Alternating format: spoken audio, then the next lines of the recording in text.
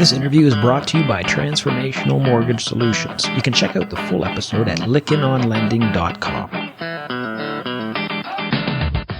Folks, today on the Hot Topic segment, we got Mike Fratantoni joining us. He's the Chief Economist and Senior Vice President of Research and Industry Technology. I always love his perspective on technology. He is, of course, with the MBA, and we're thrilled with our partnership. Mike, it's so good to have you back here with us. Really appreciate you being here, friend. Thank you for inviting me, Dave. Always glad to be on your program. Always good to have you here, and there's so much going on. I got to go to this one real quickly. It's totally off script, but industry technology. The MBA Tech Conference is coming. When is that this year, by the way, and where will that be? It'll be in L.A., so downtown L.A., the L.A. Live, end of March 29th through April 2nd. Yeah, it's a great conference. I encourage people to check it out. Is there any technology trends you study this year in the research area? Is there any trends that you think that are really capturing your attention right now before we get into the economic stuff? I mean, because technology seems to be such a big part of the future of the industry, and those that succeed and those that might not. We've done a study. We called our technology profile survey the past couple of years.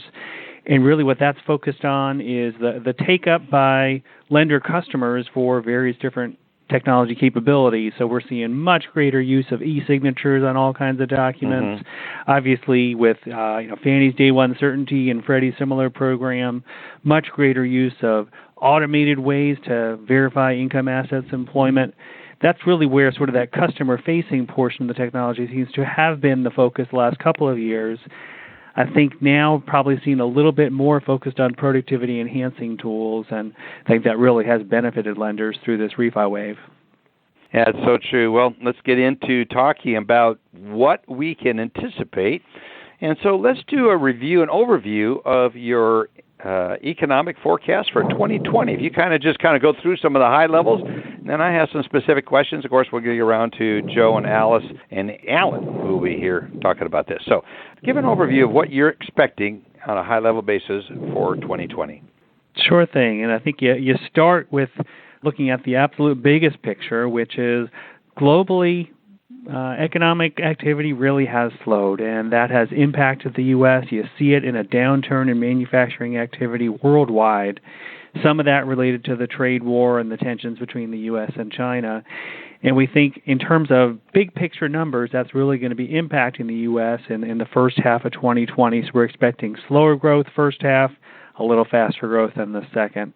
So whereas 2019 was a 2% growth year, we think 2020 will be a 1% growth year. And 2021 and beyond, we think we'll pick back up to something closer to 2%.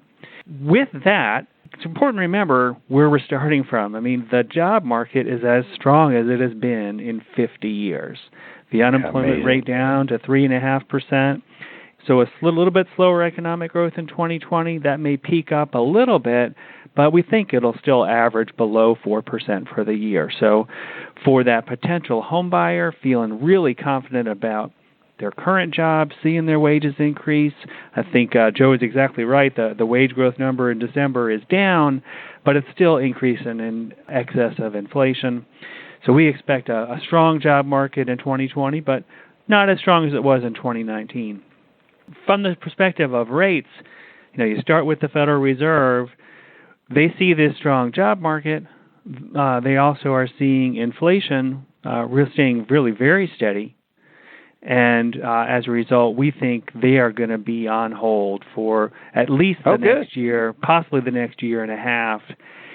Couple all that together, we think we're just in an environment where, from the perspective of an economic forecaster, mortgage rates are not going to move very much over these next couple of years. So, if you're looking at the Freddie Mac survey rate, we think it's going to be right in the neighborhood of 3.7, 3.8 over the next couple of years. Now, I emphasize that's from the perspective of an economic forecaster. So, I put out a page which shows a quarterly average or a closing yield for the year. I think from the perspective of folks on a desk, managing capital markets for their lender, this is a maddening time, right? Because, Joe walked through some of the economic variables that ordinarily you would expect might be moving rates up or down.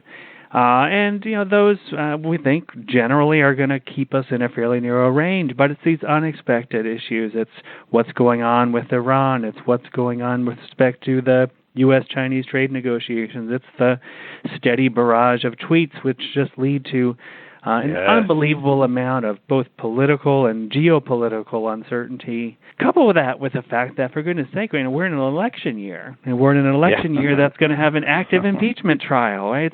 There's just these factors well outside of the economic variables we generally track, which are going to lead to day-to-day volatility in the market. So I think, every month, every quarter, maybe we wind up not very far away from where we started, but the path we take to get there is going to be bouncy. So that's how I think you think about the year ahead. When you look at the year ahead and you hear these numbers you just put out, that kind of explains why you see GDP down at 0.8, down significantly, which is a great contrast to the previous year and the first two quarters. So that kind of explains that as just the global slowdown. Is that correct? That's right. It's unbelievable weakness in the manufacturing sector that's really more closely tied to global trade. And you see that not just in the U.S., but in Europe, in Asia. Perhaps we're beginning to see that bottoming out and beginning to see a little bit of recovery abroad, but the U.S. was sort of late to this slowdown, so I think we're going to be late to the recovery in the manufacturing sector. But if you look closer to our markets, consumers are doing pretty well because of that strong job market, and housing, after lagging the economy for years, really has found a new gear. I expect Joe mentioned the housing starts numbers coming out this Friday. It really has picked up quite a bit. I think that's fundamentally very, very positive for lenders, because if that's one of the factors that we think is going to support more home sales this year and more purchase originations. Amazing. Well, let's go over to Joe and get a couple of his questions. Joe? Yeah, you mentioned the presidential election year coming up, and I wondered if there was an expectation built into your numbers one way or the other in that, and how big an issue would the alternative event be to the market? It's a great question. Typically, we're going to make a forecast assuming things kind of stay the same. You listen to our political prognosticators like Bill Kilmer, and that's a reasonable guess right now. Incumbency gives a lot of advantages to a candidate, and so that would say we stay the course. But to your question, you listen to some of the proposals of some of the candidates. It could be a very, very different world, both for the broader economy and for housing and mortgage markets, depending upon who wins. So that is yet another very, very large uncertainty in this forecast. And Mike, would that begin as soon as one of those began to show better polling numbers even, or would it take all the way going through the election? It's different for the different variables in the forecast. As you know, financial market variables can turn on a dime, and so if certain candidates, a Warren or a Sanders, really looked like they were going to be favored to win here, I think you would see financial markets reacting strongly, as they already have. One of the more left-leaning candidates seems to take some advance in the polls. But the economic variables, for the most part, are going to only reflect changes in actual policy. I think this overall uncertainty I'm talking about, it definitely impacts. If you're a business leader deciding to build a factory or do a lot of hiring or make some layoffs or reorient your business, in a time of great uncertainty, you might just sit on your hands and say, I'm going to wait for this to resolve before I make my big bet. But I don't think we're seeing evidence of that yet. I think most of the weakness we're seeing really is related to the trade war and some of the other geopolitical issues. Good questions. One of our listeners just wrote in, and they must be having your economic forecast up there, but they said in second quarter of 2019, there's a big spike in personal consumption expenditures. Is that an aberration? Was there some significance about that? And more importantly, can we anticipate that? Because that has a significant impact on how the Feds look at things. At least that's what my understanding is. Your thoughts? I think it was just some noise. This was second quarter of 19 they're looking at. Yep, that's what they were. Yeah, the Bureau of Economic Analysis puts out seasonally adjusted data, so at least in theory there shouldn't be recurring seasonal patterns once they do that adjustment. It's a really difficult statistical job, and so there's been a recurring weakness in their first quarter data, but I'm not aware of any aberration in that second quarter data. Yeah. Well, it'll be interesting. It looks like it's pretty stable. You have it 2.2, 2.2, 2.7, 2.9. Good stable numbers in 2020. And then we just got another question. It says, do you see one of our listeners has already jumped into 2021, obviously trying to anticipate how long is this going to go. I don't know what's motive behind that. But, looking at these numbers and then looking at your forecast, it looks like this could be really two unusually good years to be in the mortgage lending business. Yeah, I didn't mention the origination forecast yet. Let me talk about that for a sec. Let's go there. So, and I think you got to start from 2018, right? As everybody on the phone knows, 2018 was just a miserable year. 1.6 trillion, and all the talk was around margin compression, and many lenders had a real struggle to break even for the year, and we were expecting coming into 2019 that there was going to be a tremendous amount of consolidation if that trend were to continue. First quarter of 19 was weak, and then we had the drop in rates and the refi wave, and a lot of people sort of rode that to profitability. So we are seeing margins in the second and third quarter of 19, 65 to 75 basis points. And I know Marina Walsh is going to be on your show next week. Yeah, looking so forward. And she can dive deep into some of those profitability numbers and sort of what we were seeing there. And then she and I are actually going to both be presenting down in New Orleans at the IMB conference. So again, if you wanted the complete version of both the economic forecast and what's going on in terms of the benchmarking data. But, 19 full year, as a result of that refi wave, we were north of $2 trillion in volume. And again, I know a lot of lenders really took that as an opportunity to sort of, rebuild their stores and, get on top of this business once again. Right. We think it'll drop a bit to $1.9 trillion in 2020. So although rates have remained low, refi business just tails off. You talk about burnout that, once that homeowner has seen a 3.8 rate, the first time, the second, third, and fourth times they see a 3.8 rate, they're not quite as excited about it. They're not going to jump in and refi again. So we expect refi activity is going to tail off through the first half of 2020, expecting about $600 billion in refi for the full year. And honestly, I think by the second half of 2020, it might start feeling reminiscent of 2018 again. So we'll be back to a majority purchase market. Lenders are going to be fighting for every loan, and I think you might see some compression of margins once again. 2021, about $1.7 trillion. Refi kind of gets to a floor of around $430 billion.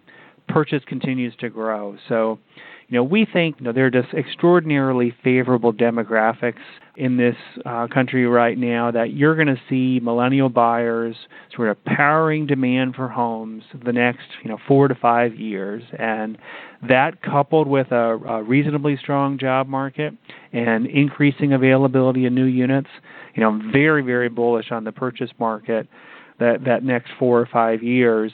Refi will come and go, as rates dip, but I think that purchase market is really where the better growth is going to be over the next couple of years. Yeah, and there's still going to be refinance opportunities within this, as long as the rates are there, but definitely the purchase market is where you need to be focused, should be there for many reasons. Alan, so I'm going to come to you in just a minute, then Alan, but we just got another question in, and they're talking about, what do you anticipate of the volume that's going to be coming in new originations? What percentage is going to be millennials? And then what about the first wave of Gen Zs or Gen Zers entering the market? Could we actually see the first wave start entering? Absolutely. Good question. So, we're in a place right now where, 55% or so of purchase units are going to first-time home buyers, right? And, vast majority of those are millennials. And that number that share keeps getting higher year after year. One of my favorite statistics, and I'm an economist, so I'm allowed to have a favorite statistic, right? Is that there are 4.7 million 28-year-olds in this economy right now.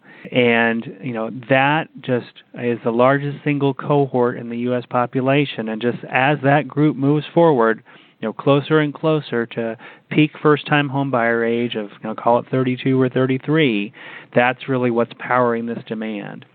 Now, to your point, behind them, let's say sort of the 22 to 27-year-olds, those are potential buyers too, and you start getting some of those initial Gen Z buyers.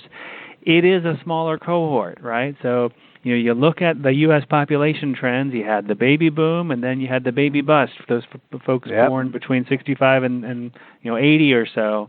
And then the Gen Zers are the children of the Gen Xers, and so that's going to be a smaller cohort as well.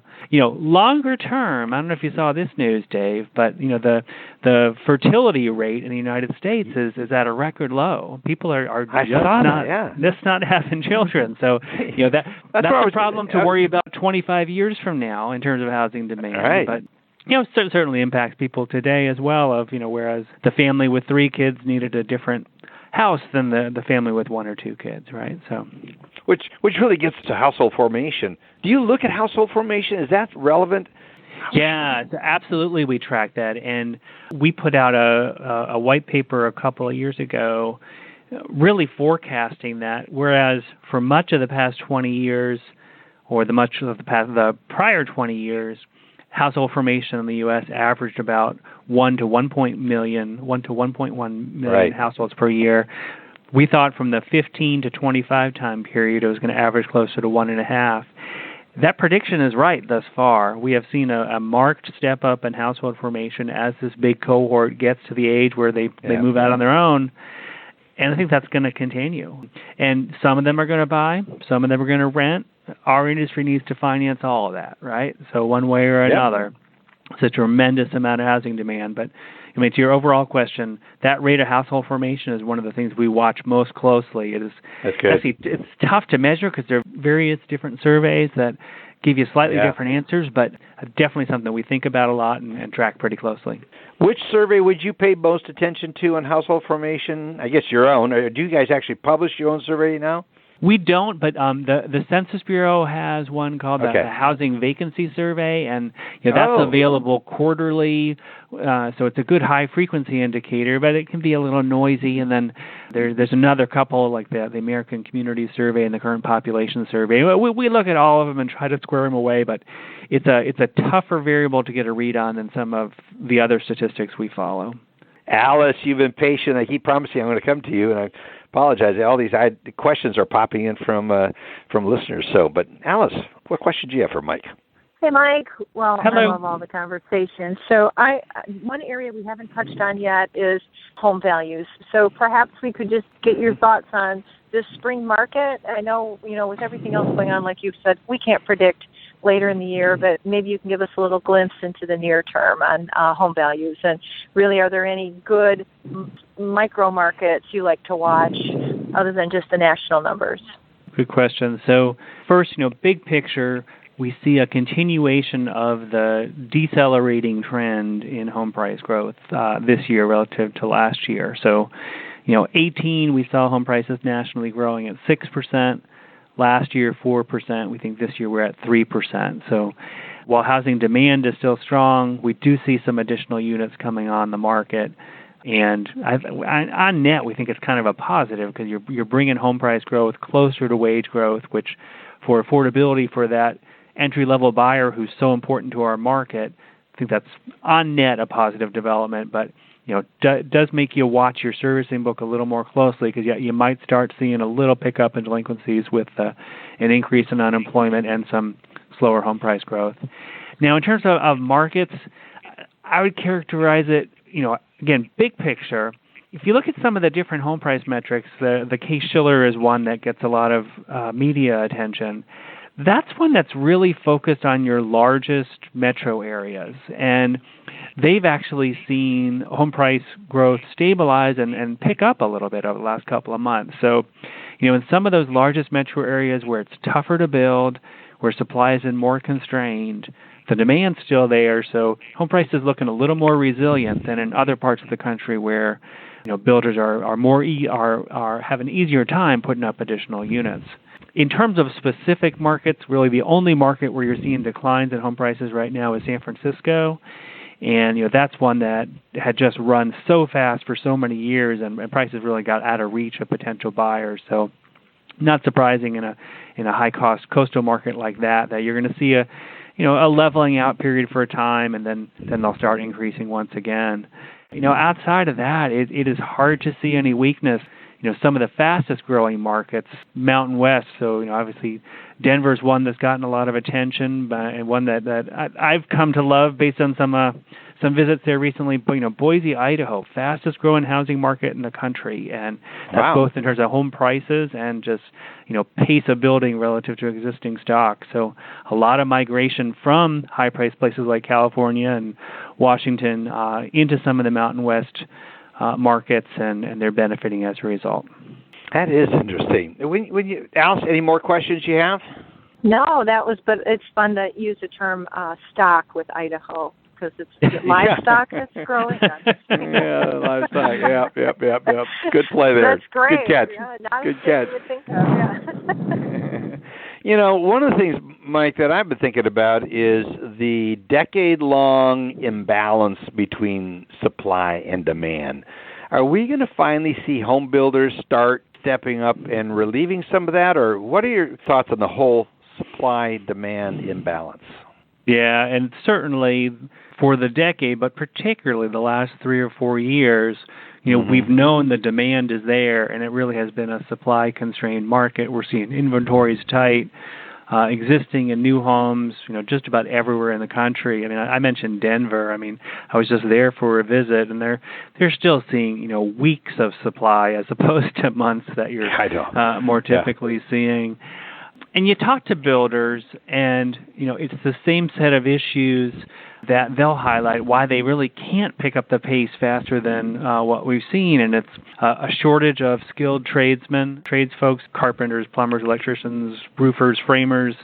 They can't find the workers and can't complete the projects. And obviously there's a tie in there to immigration policy, because they often would lean on sort of some recent immigrants to fill some of those spots, and so that's not going away. And you see wage growth in some of these skilled trades areas. It's twice the rate of wage growth in other parts of the economy. So that's going to continue to be a problem. The land development cycle is just a slow-moving process, and now the demand is sort of white hot in many areas, but you can only entitle and go through all the environmental regulations, and the Trump administration was just talking about some of this, trying to re-engineer and make this process a bit more efficient, but it's just slow-moving. So there's still a shortage of developable lots out there, and builders take that finished lot and put a house on it, right? So there's another set of investors involved in taking raw land and getting it to a place where a builder can start.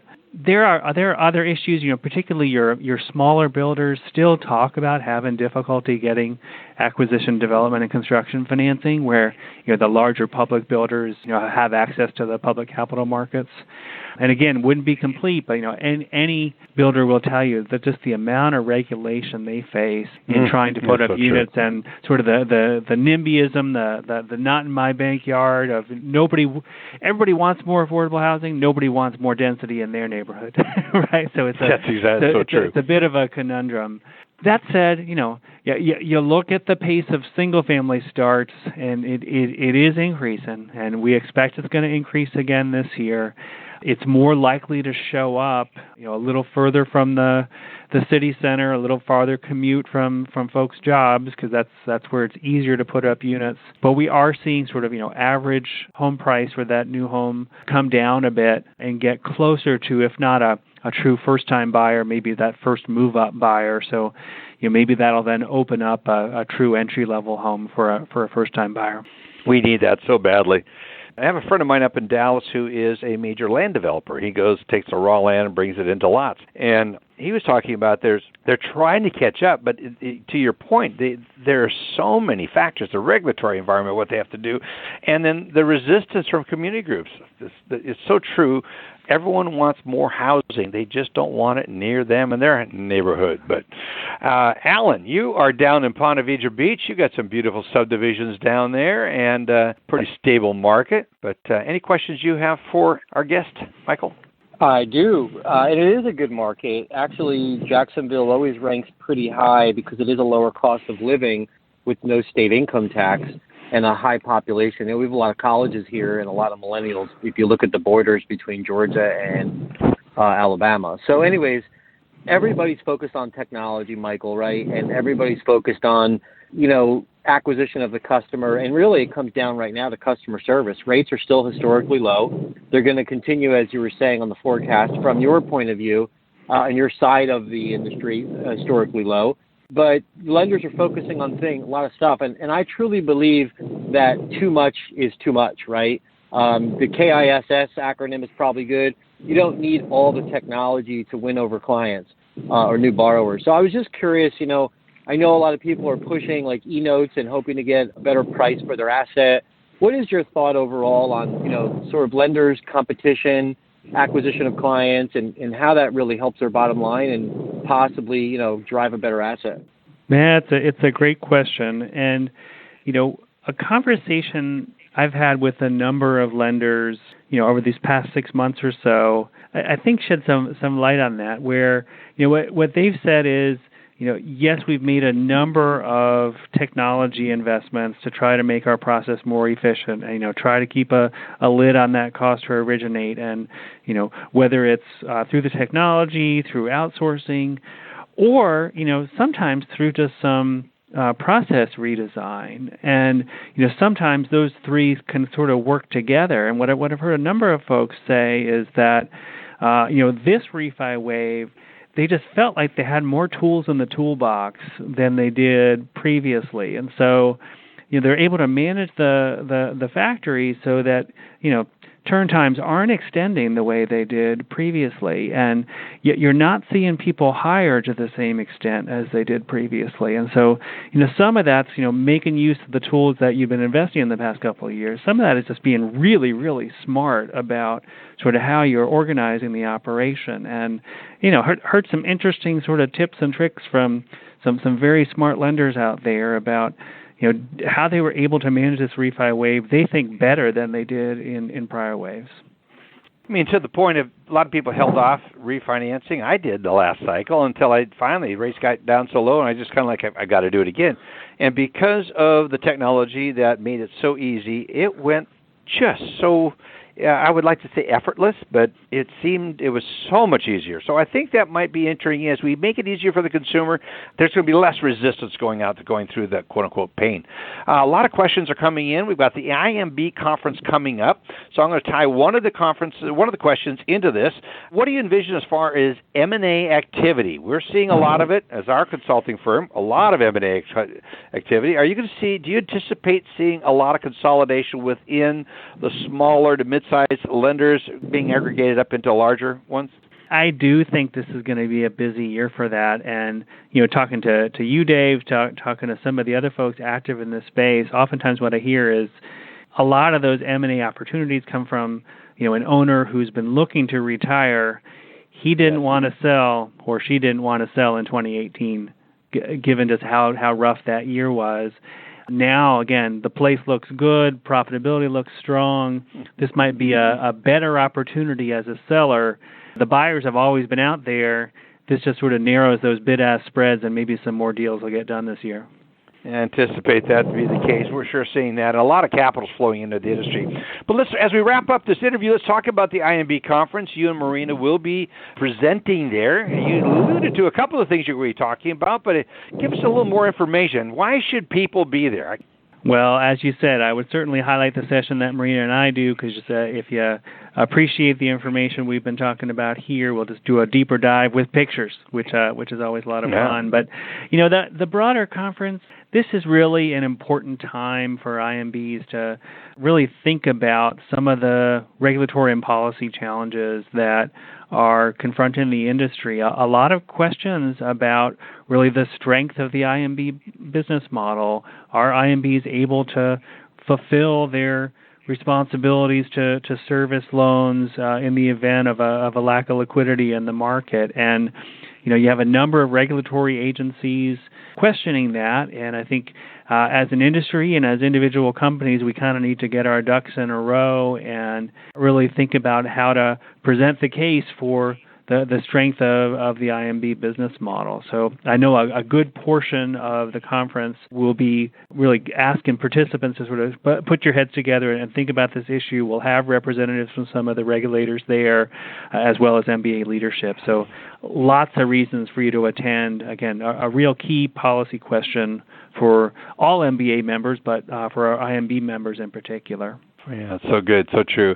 I've got a call here with Shirlene Dasher. We're planning our session. I'm having the honor to moderate a panel. It's Managing Confidently Through Volatile Markets. So looking forward to that. We've got Brenda Clem, Allison Johnson of Success Mortgage, along with Eddie Perez and Susie Lindblom, Chief Operating Officer, Planet Home. So we're real interesting. Looking forward to, at least most of them are confirmed, but I'm really looking forward to this conference. I think it's a great one.